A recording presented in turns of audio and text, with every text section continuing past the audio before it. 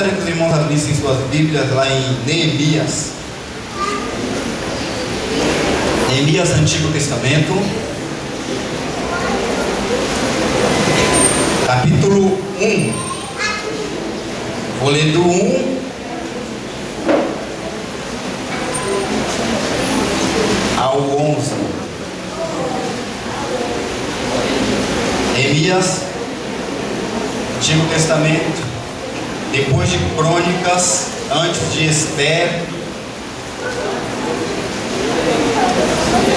Ajude quem está atrás de você, do seu lado, a encontrar, para que todos possamos partilhar a palavra.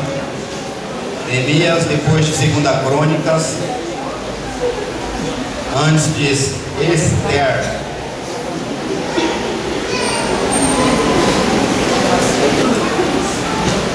Veja se alguém está sem Bíblia, divida a sua Bíblia com alguém que está sem Bíblia. Partilhe a palavra do Senhor.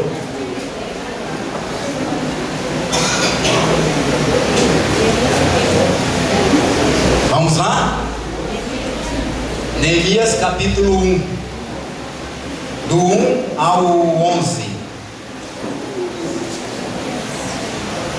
Alguém mais? Estão folheando? Encontraram todos? Amém.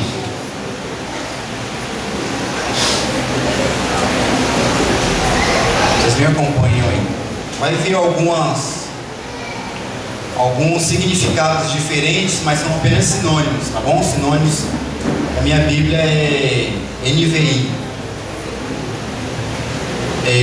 No mês de Quisleu, no 20º ano, enquanto eu estava na cidade de Susa, Amani, um dos meus irmãos, veio de Judá com alguns outros homens.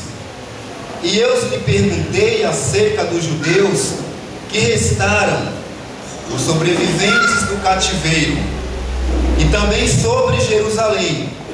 E eles me responderam: aqueles que sobreviveram ao cativeiro estão lá na província, passam por grande sofrimento e humilhação. O muro de Jerusalém foi derrubado e as suas portas foram destruídas pelo fogo. Versículo 4: quando ouvi essas coisas, sentei-me e chorei. Passei dias lamentando-me, jejuando e orando ao Deus dos céus. Então ele orou a Deus assim: Senhor, Deus dos céus, Deus grande e temível, fiel à aliança e misericordioso com os que te amam e obedecem os teus mandamentos. Que os teus ouvidos estejam atentos e os teus olhos estejam abertos para a oração que o teu servo está fazendo diante de ti, dia e noite, em favor dos teus servos e do povo de Israel. Confesso os pecados que nós, os israelitas, temos cometido contra ti. Sim, eu e o meu povo temos pecado. Agimos de forma corrupta e vergonhosa contra ti. Não temos obedecido os mandamentos, aos decretos e às leis que desde o teu servo Moisés. Lembra-te agora do que disseste a Moisés teu servo: se vocês forem infiéis, eu os espalharei entre as nações. Mas se voltarem para mim, obedecerem os meus mandamentos e os puserem em prática, mesmo que vocês estejam espalhados pelos lugares mais distantes debaixo do céu, de lá eu os reunirei e os trarei para o lugar que lhe escolhi para estabelecer o meu nome. Estes são os servos do teu povo. Tu o resgataste com teu grande poder e com teu braço forte. Senhor, que os teus ouvidos estejam atentos à oração do teu servo e à oração dos teus servos que têm prazer em temer o teu nome. Faz-me com que hoje este teu servo seja bem sucedido. Concede-lhe a benevolência deste homem. Nesta época eu era o copeiro do rei, no caso, Neemias. que é o nome que leva o livro. Vamos nos colocar em pé, vamos pedir a Deus graça para que Ele possa falar aos nossos corações nessa noite. Deus amado, o teu povo, assim como Neemias orou, o teu povo se encontra neste momento reunido, celebrando a Ti, adorando o Teu nome. Mas também, ó Pai, muitos que estão aqui celebrando encontram-se muitas vezes, ó Deus, entristecidos, passando por tribulações, em conflitos, com sua vida talvez em um caos que eles não tenham direcionamento, não sabem o que fazer, buscam uma resposta, e vieram aqui talvez à procura desta resposta. E o nosso pedido nessa noite, Senhor, é que Tu fales ao coração, fales no mais íntimo, ó Pai. Fala, Senhor, revela a Tua vontade, revela, ó Pai, o Teu amor e a Tua graça nessa noite a cada um que se encontra aqui. Para a honra e para a glória do Teu nome, nós oramos agradecidos. Amém. Poder sentar, irmãos.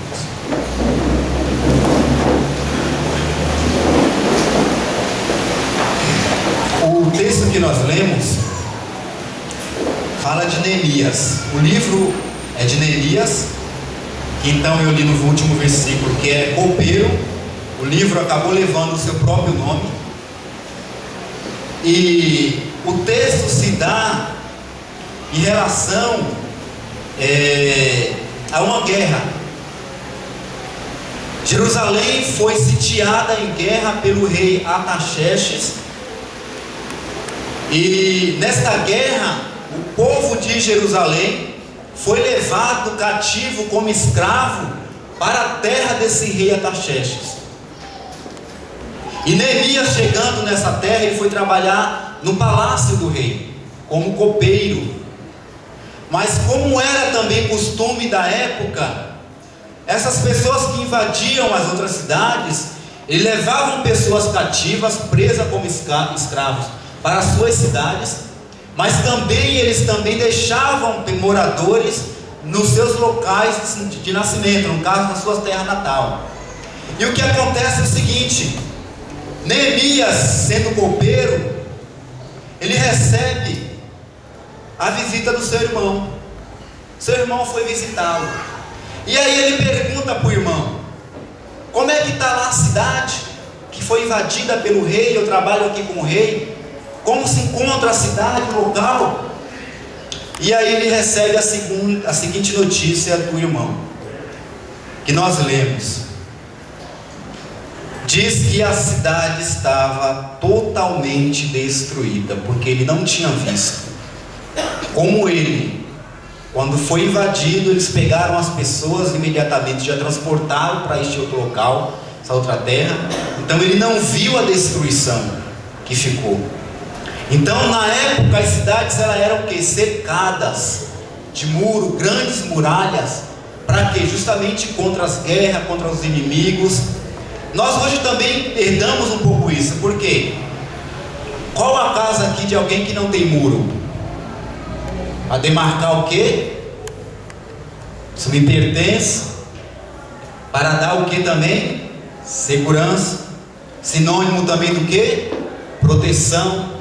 Sinônimo também do quê? De amparo. Então hoje é difícil você ver uma residência que ela não tem muro. Todas são muradas. Até os terrenos que estão lá, baldio e tal, são murados, querendo dizer, isso pertence a alguém. Não invada. Então na época eram grandes cidades, só que as muralhas eram muito altas. E aí o que acontece? Nessa invasão, a cidade foi destruída, as portas queimadas, e as pessoas que ficaram naquele local estavam desprotegidas, passando fome, necessidade, sede, tantas outras necessidades, que quando ele ouviu essa notícia do seu irmão, o versículo 4 nos diz que foi um choque. Mas o cara era escravo. O que ele podia fazer? Estava lá servindo ao rei, era escravo.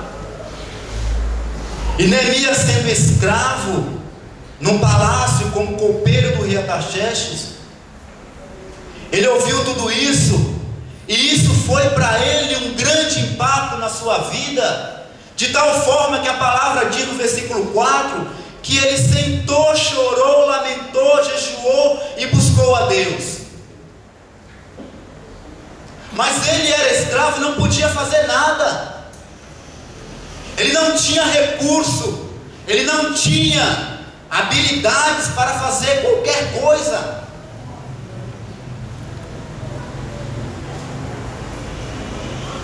E ele foi,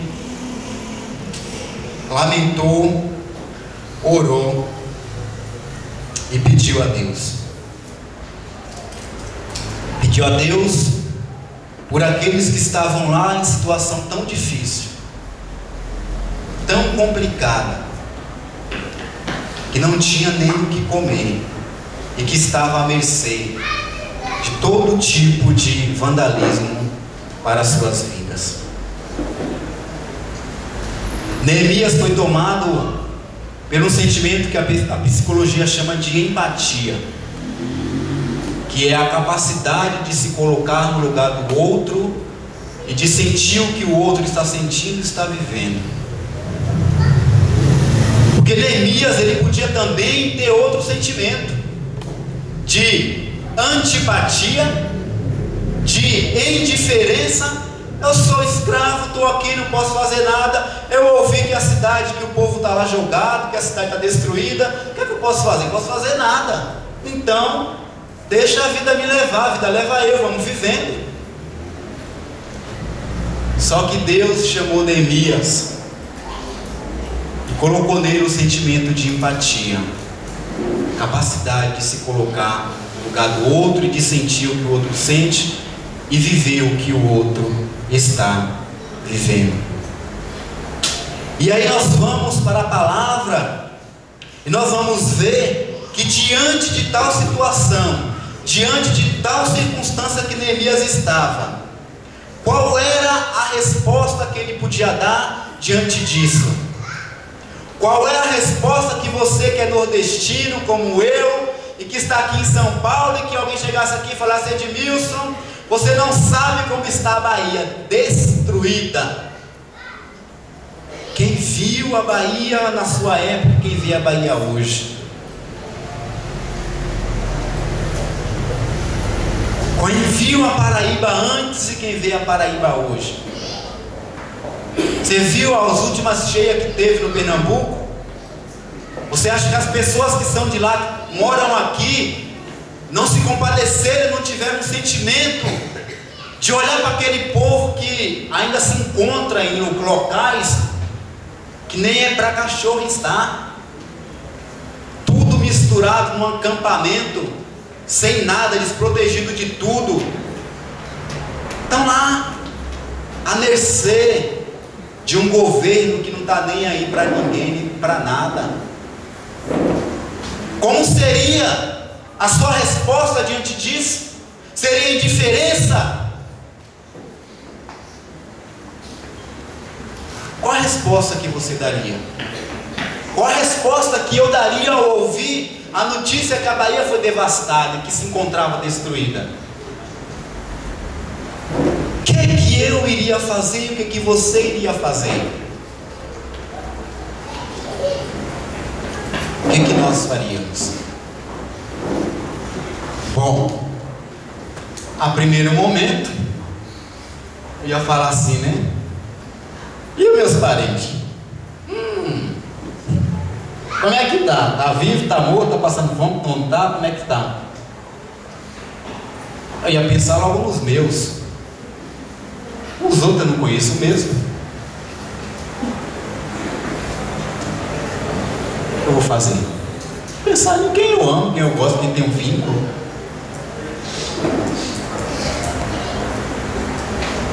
E é interessante, irmãos, que Neemias, ele teve um sentimento de grupo, de irmãos, de co-cidadão com aquelas pessoas. E como toda crise, como todo caos, como toda atribulação requer de mim, requer de você, requer de nós uma resposta. Você pode até viajar para esparecer, mas quando você voltar, muito bem esparecido, ou você pira, ou você dá uma resposta para solucionar o caso que você deixou aqui. A crise em que nós muitas vezes, em muitos momentos da nossa vida nos encontramos, pede de nós respostas.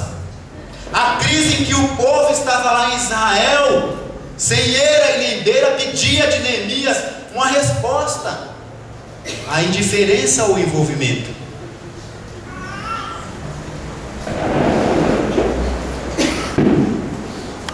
Neemias decidiu se envolver.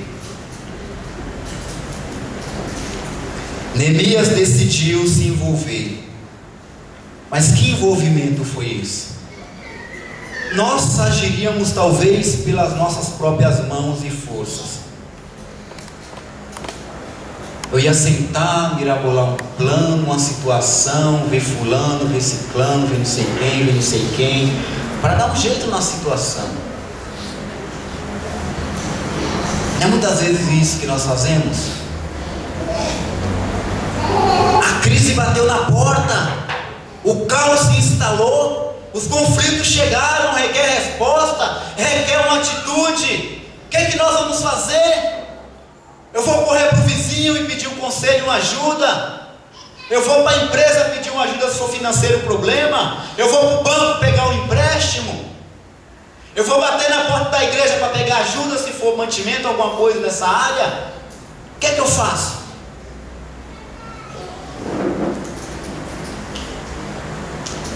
O caos, os conflitos, a situação requer uma resposta. Você sabe qual foi a resposta de Neemias? A resposta de Neemias é do versículo 4 ao 11. Esta oração ao qual ele fez aqui é uma resposta diante da crise e do caos em que se encontrava Israel, o povo dele lá. Neemias não planejou projeto, não fez planos, não tomou atitude alguma diante do que ele ouviu. Neemias apenas sentou, chorou, orou, jejuou. Neemias fez o que eu e você muitas vezes não está fazendo diante da situação que se instala no nosso meio, na nossa vida.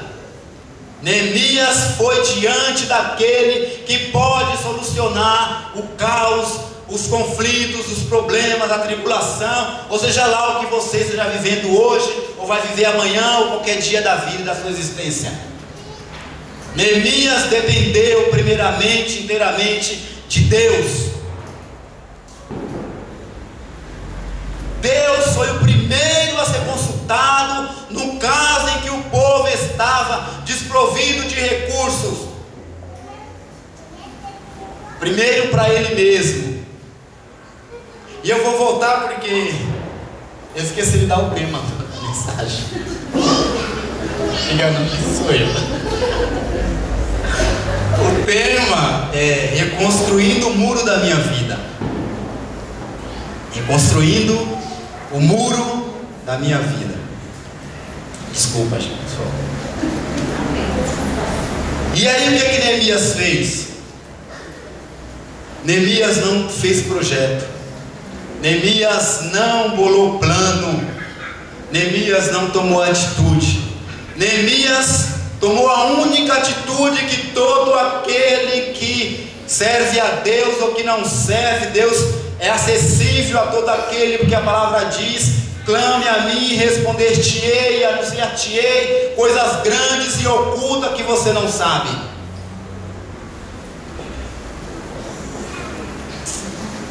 Neemias começou na melhor posição, que é de onde todos nós devemos começar. Neemias começou de diante da crise, não se levante contra ela com suas próprias forças e com seus próprios braços.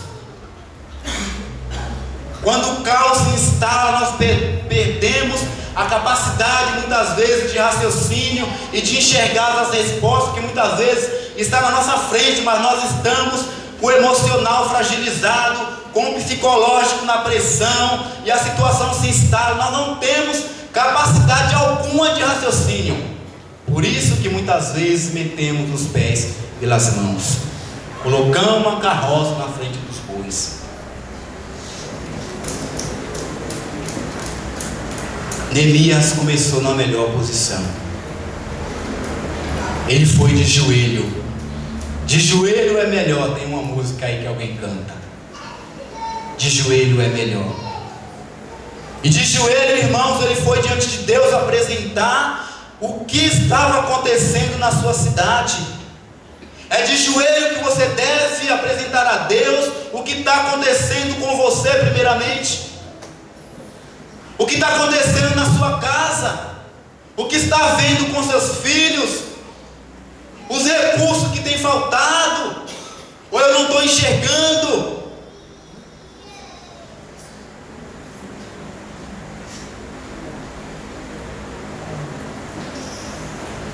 Neemias pediu a graça de Deus. Senhor, me dá graça.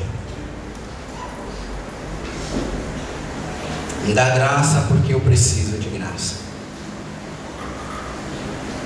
Como nós somos imediatistas, nós queremos ver a solução do problema num passe de mágica. Nós não temos a capacidade de esperar.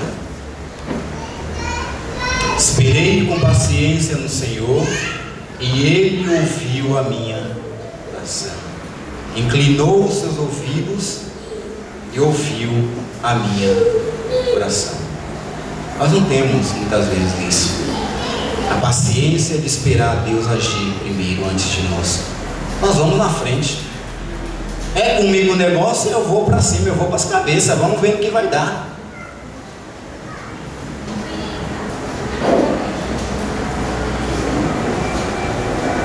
Neemias orou, Neemias pediu a Deus. Você sabe quanto tempo fez para a resposta chegar? 4 meses. O caos instalado, e Neemias orando, jejuando por 4 meses, pedindo a graça de Deus e pedindo a Deus que desse uma direção naquilo que ele ia fazer em relação aos irmãos deles que estavam lá em situação precária.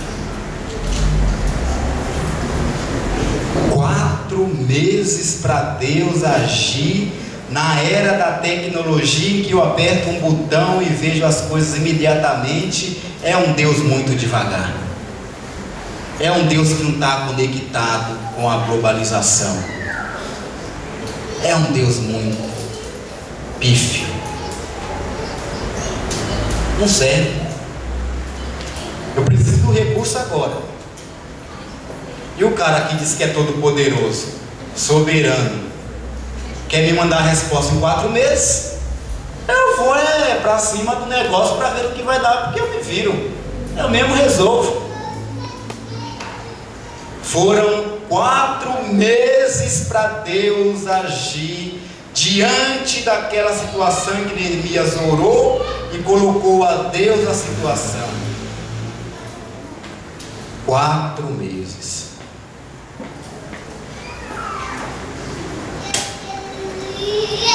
No capítulo 2 de Neemias, só virar uma página, ou talvez esteja do lado. Em 4 meses Deus agiu. Você age e eu ajo, mas a gente faz tudo meia boca. Não temos capacidade para resolver quando estamos sozinhos pela nossa força e pelo nosso braço. Foram 4 meses 4 meses ele servindo ao rei, com aquela coisa no coração, um coração apertado, aquela tristeza, sentimento apertado, tudo acontecendo, ele sem saber o que fazer, mas ele aguardando, esperando e dependendo em Deus, a resposta que Deus ia dar para aquele caos que estava instalado na sua terra. Mas um dia, no mês de Nissan, no 20º ano, capítulo 2, versículo 1, do rei Artaxerxes, na hora de servir-lhe o vinho, levei ao rei. Nunca antes eu tinha estado triste na presença dele. Por isso o rei me perguntou: quê? Rei perguntar a escravo de outro país? Perguntar o quê? O que tem para perguntar, escravo? Tá triste, meu filho? Eu vou fazer com que a tristeza fique pior. Porque se o cara teve a capacidade de invadir a terra dele, levar um monte de gente cativa como escravo para a cidade dele, para trabalhar para ele de graça, que nem relógio hoje mais trabalha. Ninguém também quer mais hoje pegar ônibus errado, dá muito trabalho voltar, tá dando muita volta, né? Circular pimentas. Nem esse ninguém mais quer pegar. Então, o rei ia perguntar o que está acontecendo a um escravo.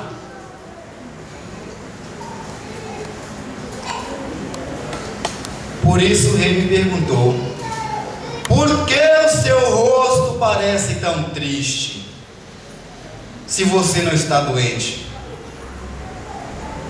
Essa tristeza só pode ser do coração. Provérbios diz que um coração alegre aformoseia todo o rosto. Você fica com o rosto saudável, o rosto bonito. E o mesmo versículo diz que o coração triste, quem suportará? Que é transparente no seu rosto, você está vendo bem. Foi esse caso aqui. O rei perguntou para o escravo lá, servindo ao vinho, que ele tinha, se não estava doente, porque ele estava triste. Olha que situação. Mas vou te contar.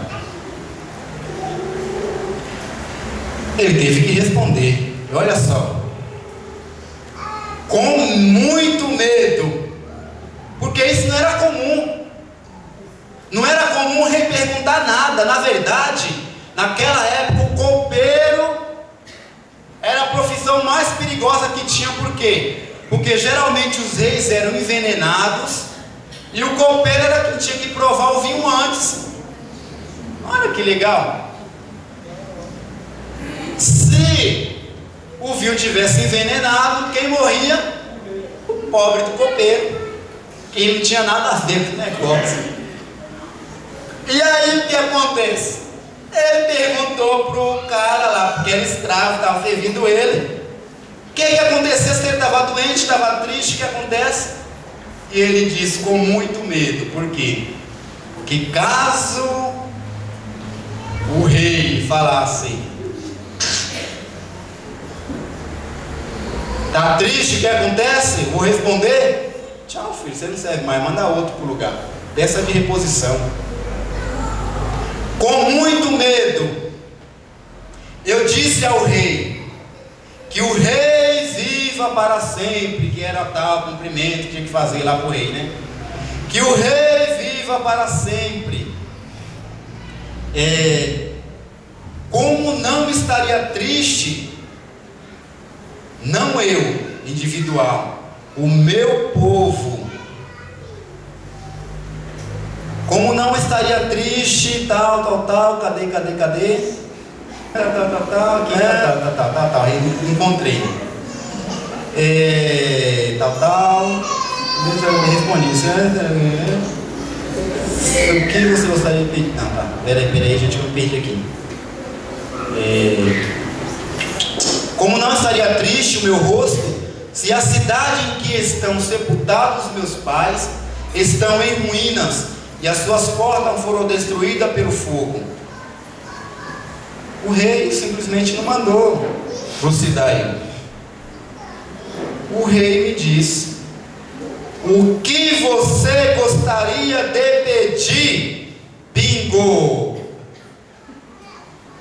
Ele acertou. Não morreu e vai levar o prêmio. Olha só. O que você gostaria de pedir? Então, o que você pediria numa situação dessa? Afobado, 4 meses orando e agora é a hora, eu vou para cima, o rei perguntou. É inédito o caso. É coisa de Deus, é Deus no negócio, como diz o religioso, é Deus até o tutano, meu irmão.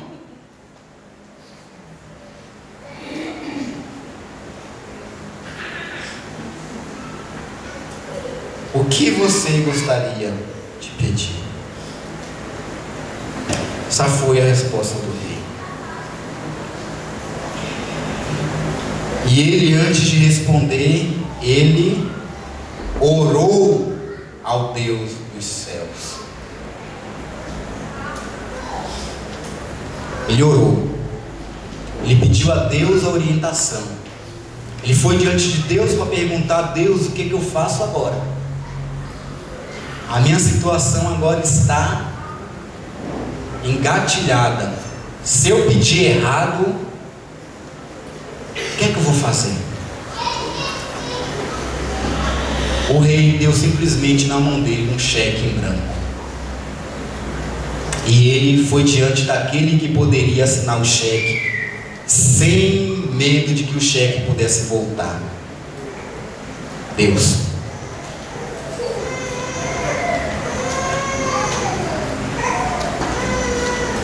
E aí ele orou ao Deus do céu e respondia ao rei: se for do teu agrado, se for do agrado do rei, e o seu servo puder contar com a sua benevolência, que ele me deixe ir à cidade onde meus pais estão enterrados em Judá, para que eu possa reconstruí-la.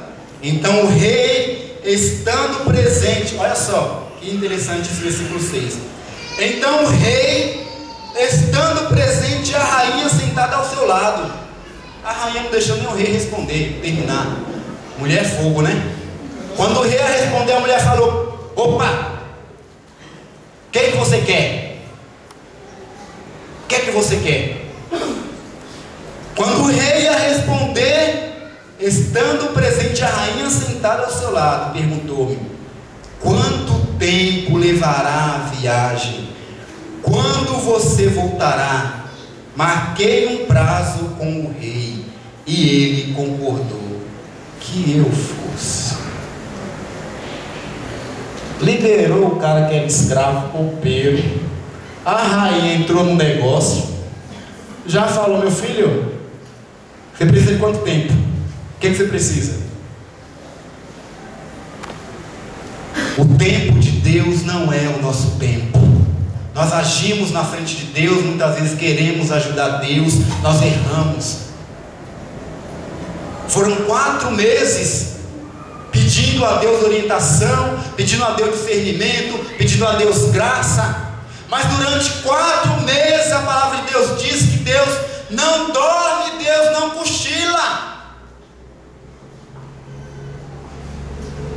A palavra diz que Deus, Ele é um Deus que vela pelos seus, que Ele está atento às nossas orações, e que muitas vezes nós achamos que é um Deus muito lento para a minha história, para a minha vida, e que não resolve meus problemas. Foram 4 meses, mas durante 4 meses em que ele orava, Deus estava agindo na vida do rei, Deus estava agindo na vida da rainha. 4 meses de oração, e o rei estava sendo amaciado em oração. Estava sendo amaciado. Deus estava trabalhando com ele. Deus estava quebrantando a ele, porque o servo dele iria chegar no momento em que ele não precisou nem abrir a boca para dizer qual era a sua situação, em que circunstância ele se encontrava. O rei mesmo abriu a boca e perguntou a ele: o que tens com essa tristeza no teu rosto?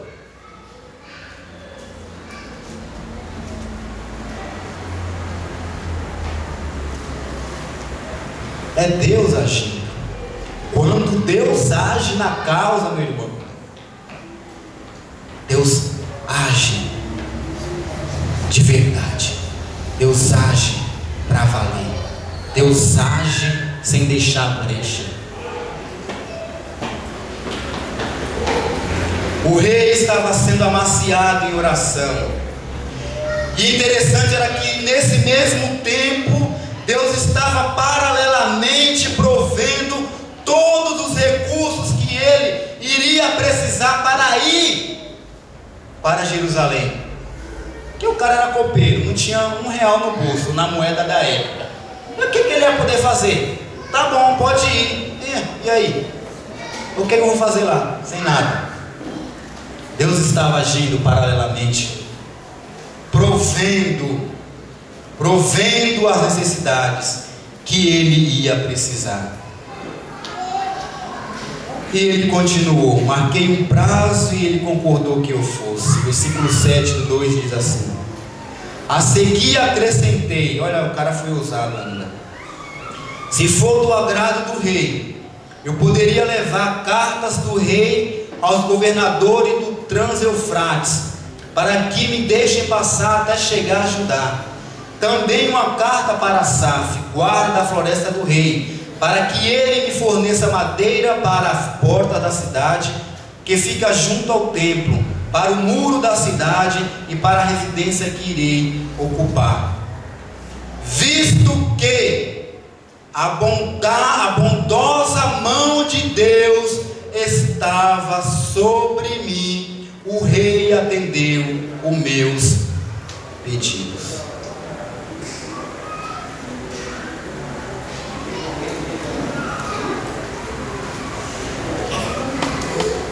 Deus não estava dormindo durante 4 meses.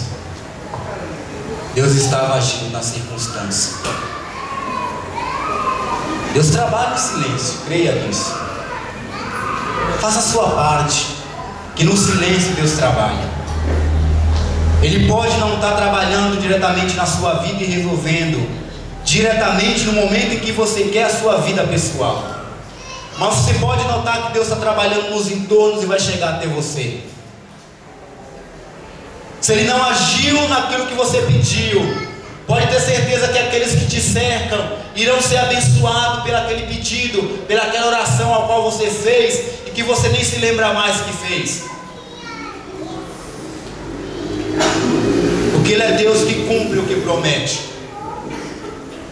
Ele é Deus que honra a sua palavra e zela por ela.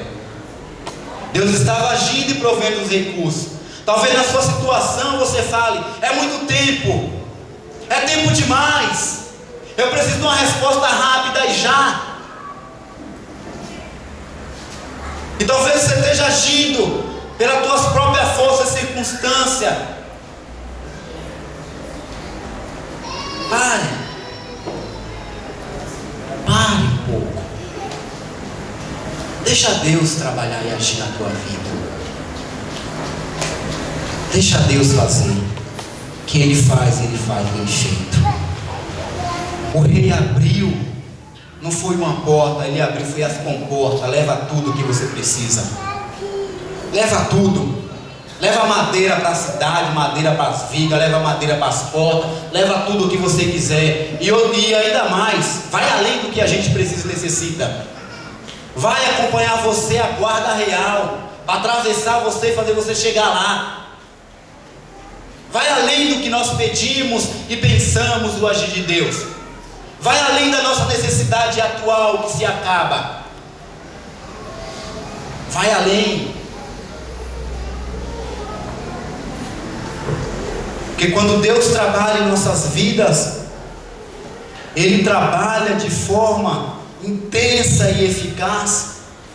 Ele não é um Deus que está parado no tempo e no espaço como nós estamos.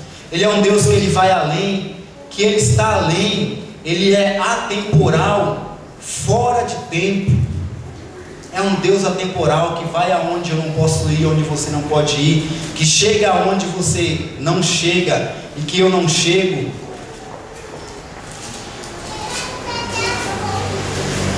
É É um Deus que conhece as nossas necessidades, sabe daquilo que precisamos e age no momento certo. Deus se esqueceu de Neemias? Não. Deus jamais esquece. Em Hebreus 4,14, só acompanhe, diz assim: portanto, visto que temos um grande sumo sacerdote, que adentrou aos céus, Jesus, o Filho de Deus, apeguemo-nos com toda firmeza à fé que professamos, pois não temos um sumo sacerdote que não possa compadecer-se das nossas fraquezas, mas sim alguém que, como nós, passou por todo tipo de tentação, porém sem pecado. Assim, aproximemo-nos do trono da graça com toda a confiança, a fim de recebermos misericórdia e encontrarmos graça que nos ajude no momento da nossa necessidade, fraqueza, tribulação, conflito, dor, desesperança, ou seja lá o que você está vivendo. Não temos um Deus insensível à nossa dor e à nossa vida. Nós temos um Deus muito e bem presente, que se compadece, ainda diz a palavra, se compadece de nós. Apeguemos-nos com fidelidade, com fé, que Ele vai fazer, que Ele vai agir. Então o problema muitas vezes não está em nós. Sinto muito informados. O problema muitas vezes está em nós. Está em nós.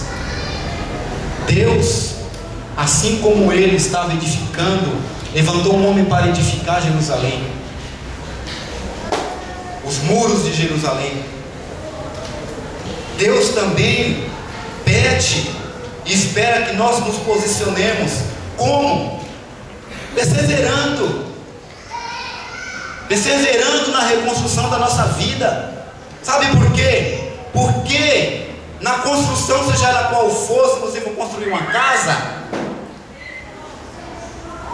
você sabe quanto é o metro de areia? Outro dia eu fui ver. Há 4 anos atrás era R$19 quando eu trabalhei no depósito. Fui ver outro dia R$99 um metro de areia. Eu quase que bati no depósito. Porque meu irmão me faz uma garapa, é muito caro. 1 metro de areia por R$90. O metro de ferro, não sei. O metro de pedra, 90 também. Quanto ao cimento, não sei. E várias questões no caminho da construção que você estiver construindo a sua casa, vai acontecer. Muitas vezes a obra para. Muitas vezes a prefeitura vem e embarga, que a gente considera e vê como um inimigo. Precisa do arquiteto, do engenheiro para assinar a obra. Você está apenas fazendo um puxadinho lá no fundo. Precisa da licença da prefeitura. Precisa do topógrafo para você invadir lá 1 centímetro do terreno do vizinho. O vizinho não quer que você construa. É 1 centímetro do terreno dele. Chama o topógrafo da prefeitura e manda medir, porque o meu centímetro você não leva. E toda a reconstrução, ela requer de nós posicionamento e requer de nós perseverança. E principalmente quando a reconstrução é da nossa vida. Porque nós temos que derrubar um prédio já estruturado com nossa maneira de agir, com nossa maneira de pensar, com a nossa maneira de ser, com o nosso comportamento, com as nossas crenças, com tudo que engloba, com a nossa cultura, com a nossa maneira de ver a sociedade. É um prédio estruturado e muitas vezes quando Deus vem para edificar, construir a nossa vida, esse prédio ele precisa ser derrubado.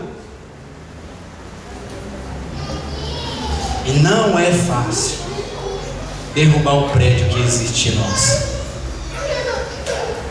O inimigo vai muitas vezes se levantar, porque o processo da reconstrução precisa de posicionamento.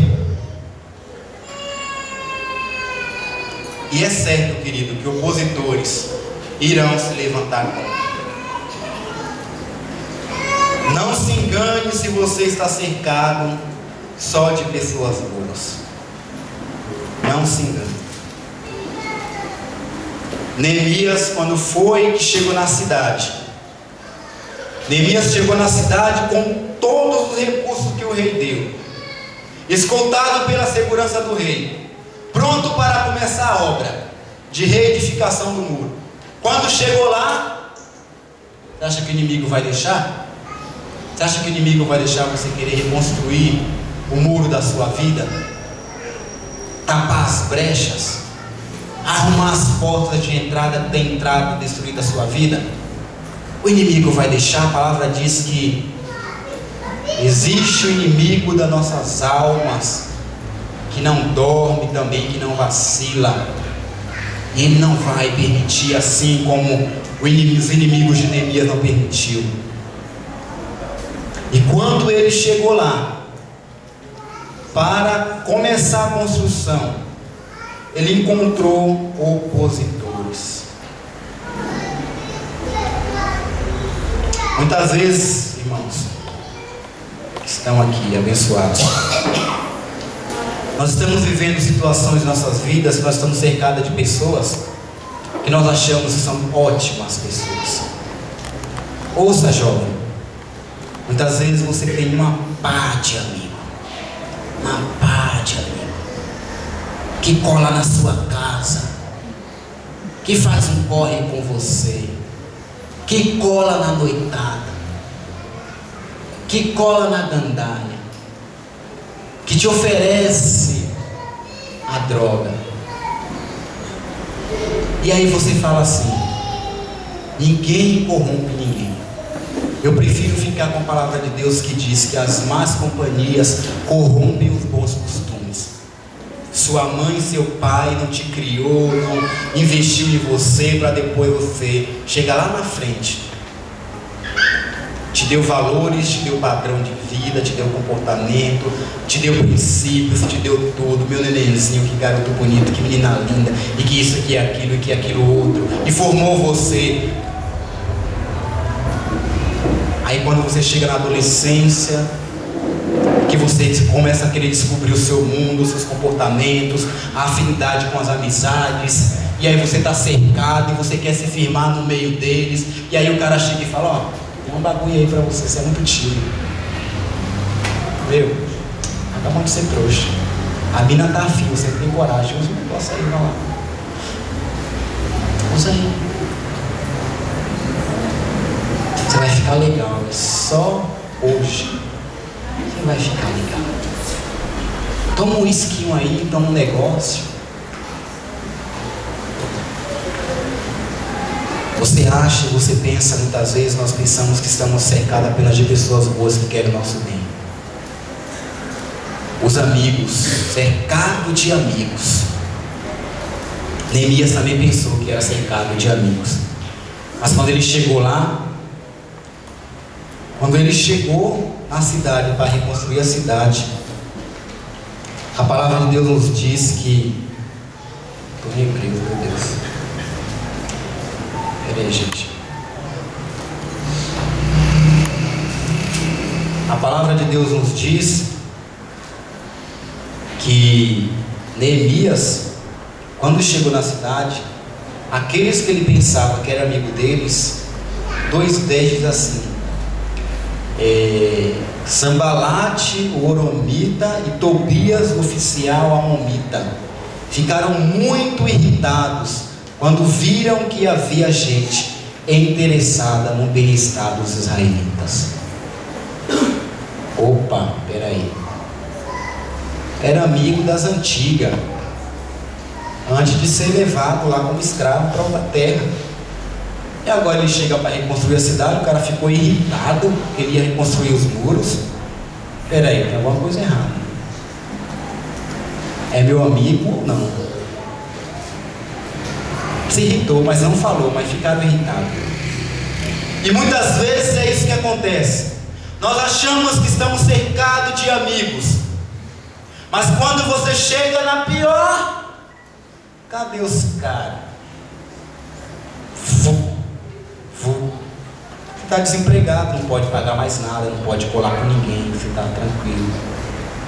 Cadê os amigos? Cadê?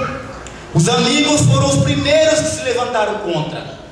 E quando fala ainda que você fala assim, olha mano, eu estou deixando toda essa vida, eu me converti a Jesus, né? Jesus trabalhando na minha vida, eu estou entendendo um novo direcionamento de vida agora, ou eu não estou indo mais ao bar e tal. O quê? Você virou crente? Meu, você ficou louco?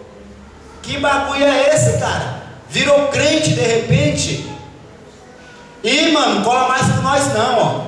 Aquela fita lá, esquece, faz corre com a gente mais não. Já era, mano. Já era, não cola mais. Foi isso que os caras falaram para Neemias.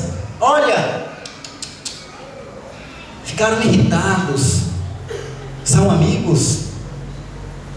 Eu penso que se nós temos amigos verdadeiros, eles querem o nosso bem-estar e o nosso bem.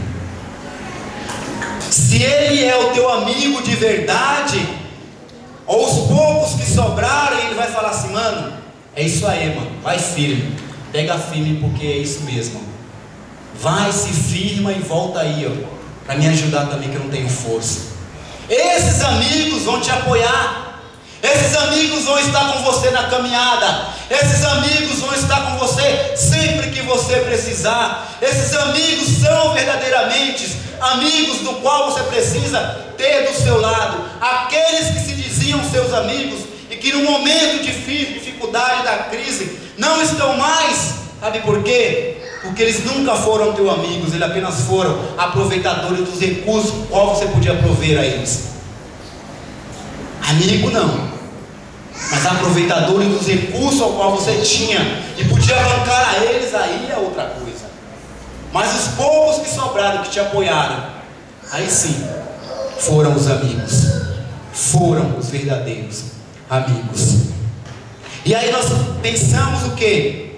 Que não vai acontecer nada. Mas esses que eram amigos começam o quê? A zombar, começa a tirar um barato, como diz. Ah lá, agora o fulano lá virou crente, olha lá, tá indo na igreja, não sei o que, não cola mais, não sei o que, olha lá, olha o cara lá agora. Começa a zombar, você começa a enfrentar afrontas, você começa a enfrentar dificuldade, porque tudo novo na vida requer perseverança. E se Deus começou a reconstrução da sua vida, meu querido e minha querida, abençoado que está aqui nessa noite, não deixe que o inimigo atrapalhe a reconstrução que Deus tem que fazer na sua vida. Tá difícil, mas eu vou continuar. Cadê aqueles que precisavam estar comigo, ou que eu queria que tivesse, não estão? Mas eu vou continuar assim mesmo. Peça a Deus graça, peça a Deus força. Busque no meio aqui pessoas sábias, coerentes, fiéis, que possam te acompanhar numa vida nova de construção com Deus. Você não vai estar sozinho na nova caminhada, na reconstrução da tua vida. Persevera, porque o que Deus tem para você é muito além do que a sua mente jamais imaginou, muito além daquilo que a sua mente jamais pensou, muito além do que o seu coração jamais sentiu. É muito além. Pergunte a alguém aqui, pergunte a mim mesmo. Há 22 anos atrás, ou melhor, quando eu tinha 22 anos, eu não estou falando conversa fiada, estou falando porque eu vivi isso daí, eu sei que é assim, e você também sabe que é assim. O inimigo se levanta para atrapalhar a reconstrução que Deus tem para fazer na sua vida, como se levantou para atrapalhar a reconstrução que Neemias tinha que fazer para aquelas pessoas. Clame ao Senhor, peça a Deus que se levante ao seu favor, use todas as forças que você tem, mas não permita Busque oração como fez Neemias, busque na palavra como fez Neemias, esteja na casa do Senhor adorando a Deus. Irmãos, não desista, porque Deus não vai desistir de você. Não desista da reconstrução da sua vida, se Ele começou. Toda e qualquer reconstrução passa por etapas, às vezes difíceis, às vezes não tão difícil, às vezes muito complicada, mas as fases e as etapas passam. As etapas vão passar, e o vento forte vai cessar, e a tempestade que você está enfrentando vai parar, porque você não está só, você está com Deus. Você tem uma comunidade aqui, ó, que ora, que pede a Deus pela tua vida, que entra em jejum, que entra em oração, que você pode pedir um culto no lar toda semana se você quiser, que você pode pedir que se levante 40 dias de jejum e oração, não importa, nós estamos aqui para te ajudar, para caminhar junto com você. Estamos aqui dispostos, sabe por quê? Porque um dia pessoas fizeram isso conosco. Pessoas se levantaram ao nosso favor quando o vento foi muito forte e quando as ondas subiram, que a gente achou que a água ia passar na nossa cabeça e morrer afogado. Eu não vou conseguir chegar lá. Aí pessoas vêm e se levantam, verdadeiros amigos, e falam assim: vamos lá, levanta, está fraco, vamos de novo, vamos caminhar mais uma milha junto comigo. Continue, porque Deus continua trabalhando na reconstrução. Não pare. Não deixe que o inimigo pare você. Peça a Deus que Ele esteja na sua vida, que você vai ser feliz na caminhada com Deus. Peça a Deus para fortalecer você, para encorajar. Procura se aproximar também de Deus, que só em Deus nós temos uma verdadeira vida e a vida de verdade. Neemias chegou lá para reconstruir o muro. Neemias encontrou oposição. Os inimigos que antes eram amigos se levantaram, tiravam barato, zombavam dele, diziam que ele não ia conseguir. Mas ele também encontrou amigos que pudessem ajudar e que ajudaram muito. Ele também encontrou pessoas que puderam estar do lado dele para continuar a caminhada, porque a caminhada é difícil.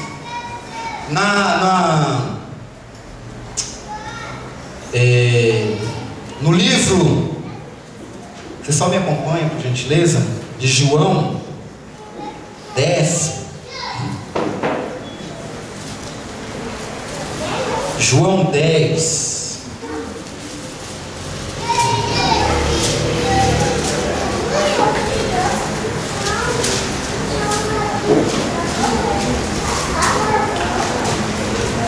João 10, versículo 9 ao 10 diz assim: de tudo que Deus tem para a tua vida, olha só, Jesus falando. É João 10, do 9 ao 10. Eu sou a porta, quem entra por mim será salvo, entrará e sairá e encontrará pastagem. O ladrão vem apenas para roubar, matar e destruir. Eu, Jesus dizendo, eu vim para que tenham vida e a tenham em abundância. A minha tradução diz em plenitude. Se Deus começou a reconstrução da sua vida, não pare. Entre por essa porta que é Jesus. Ele diz que seus desejos vão ser saciados, suas emoções entrarão em equilíbrio, seu psicológico será ao longo do caminho, vão ter novos princípios, novos valores, nova maneira de crer, de pensar, de agir. Não pare, deixe Deus continuar tapando as brechas que existem, fechando as portas para que o inimigo não entre e não devaste a sua vida, destrua a sua vida, e você caia em desgraça. Ouça esse conselho que diz: eu sou a porta, é aquele que entrar por mim achará pastagem. você vai ser livre para entrar e para sair. Liberdade. Deixa Deus conduzir a tua vida. O ladrão, o inimigo ao qual Neemias encontrou, Jesus disse: vem apenas para roubar, matar e destruir. Mas ele disse: mas eu vim para que tenham vida e a tenham em abundância. Está difícil a caminhada? Pode até estar, querido, mas você não está sozinho na caminhada. Neemias não estava sozinho na caminhada. Neemias também encontrou amigos para orientar, para ajudá-lo. Neemias não estava largado à beira do caminho sozinho. Ele estava juntamente com pessoas que o amavam, com pessoas que o queriam bem, com pessoas que estavam dispostas a caminhar com ele.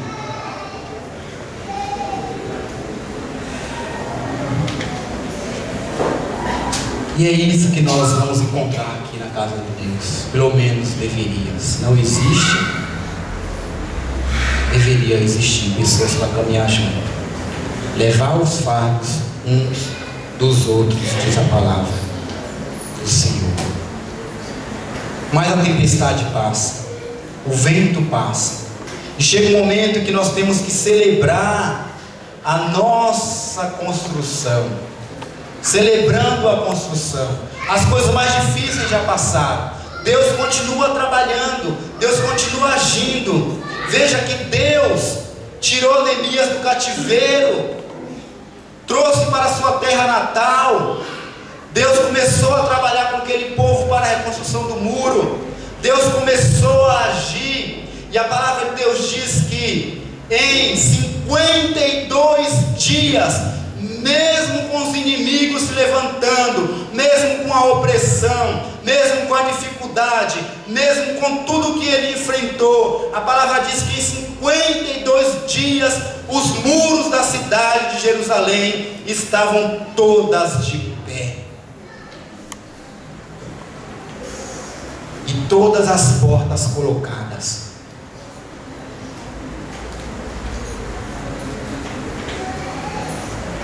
Como que Deus levanta um cara escravo, copeiro, que não tinha habilidade de nada nenhuma, e levanta para construir uma cidade, muros de uma cidade, muralhas na verdade. Ele conseguiu esse feito em 52 dias. 52 dias foi o que Deus precisou para levantar Neemias e as muralhas. Deus tirou você do cativeiro. Deus livrou você do cativeiro. Deus trouxe você de volta para a sua realidade natural. E agora é hora, sabe do quê?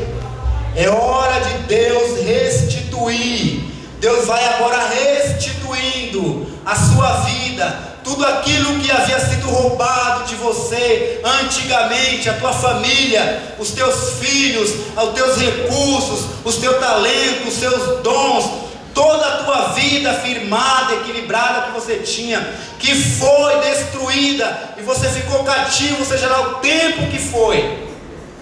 Deus vai trazer você de volta do cativeiro com liberdade, como homem livre, e vai colocar você de pé, e vai restituir a tua vida em tudo quanto você perdeu, e muito mais, e além do que você perdeu. Porque Ele é Deus.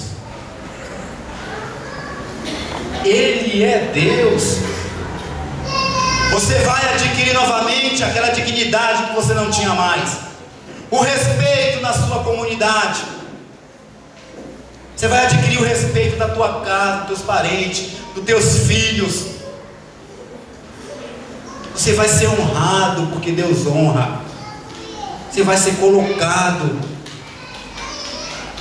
no lugar aonde Deus vai preparar para te colocar. Deus vai tirar todo o luto e vai colocar em você roupas novas, e vai falar assim: o meu filho que estava morto reviveu, agora vamos matar um carneiro, e vamos celebrar, e vamos fazer uma grande festa. Que motivo de celebração? Você foi parte de um processo, ou está sendo parte de um processo de reconstrução da sua vida, mas chega um momento que Deus fala: agora vamos celebrar, vamos festejar, porque agora sim eu estou restituindo de volta tudo aquilo que foi tirado de você. E você foi escravo, você estava preso.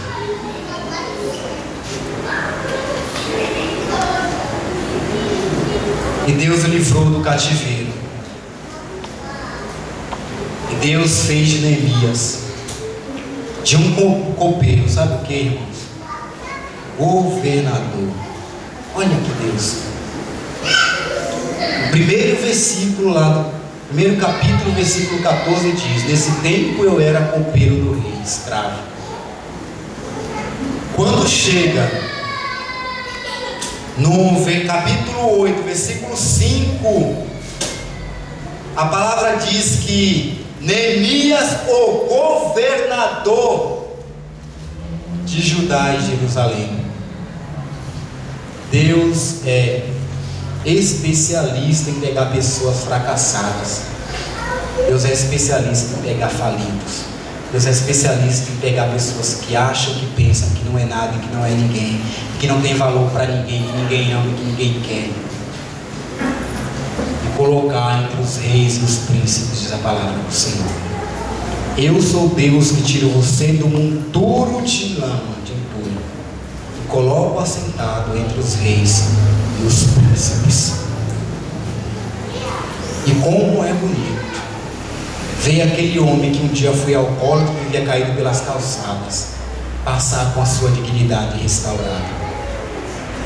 Como é bonito ver aquele jovem que muitas vezes muitos olharam e disseram assim: esse não tem jeito, vai morrer nas drogas. E ver ele hoje com a sua família restituída, sua casa, com sua mãe e seu pai de volta, sentado a uma mesa. Eu, você, qualquer um de nós não podemos fazer muito, porque nós temos um limite, somos seres humanos, somos limitados. Mas Deus pode. Deus pode fazer. Deus pode fazer em 5 meses e 25 dias de um copeiro, um governador. É momento de celebrar. É momento de entrar em festa. É momento de dizer a Deus: obrigado, Senhor, por tudo quanto o Senhor fez. E aí no capítulo 8, versículo 9 diz assim: então Neemias, o governador, Esdras, o sacerdote e escriba, os levitas que estavam instruindo o povo, disseram a todos: este dia é consagrado ao Senhor, o nosso Deus. Nada de tristeza, chega de choro, pois todo o povo estava chorando enquanto se ouvia a palavra da lei, que são os 4 primeiros livros do Antigo Testamento. E Neemias acrescentou: podem sair, comam, bebam do melhor que tiverem, e repartam com o que nada tem preparado. Este dia é consagrado ao nosso Senhor. Não se entristeçam, porque a alegria do Senhor os fortalecerá, ou na sua tradução, a alegria do Senhor é a nossa força. Amém? Amém? Amém. A alegria do Senhor é a nossa força. Vamos levantar todo o povo e chega de choro. Vamos comer e celebrar, porque Deus reconstruiu a nossa cidade. Deus reconstruiu a dignidade das famílias. Deus não reconstruiu apenas o muro. Deus trouxe dignidade. Deus trouxe honra. Deus trouxe valores. Deus recuperou aqueles que os outros olhavam e diziam: olha lá Jerusalém, não era a cidade de Deus? Está lá destruída. Quem passa, olha e se lamenta. Cadê o Deus dele? A alegria do Senhor é a nossa força. Eu queria encerrar lendo o Salmo 126, que conta a história, o encerramento da história desse povo.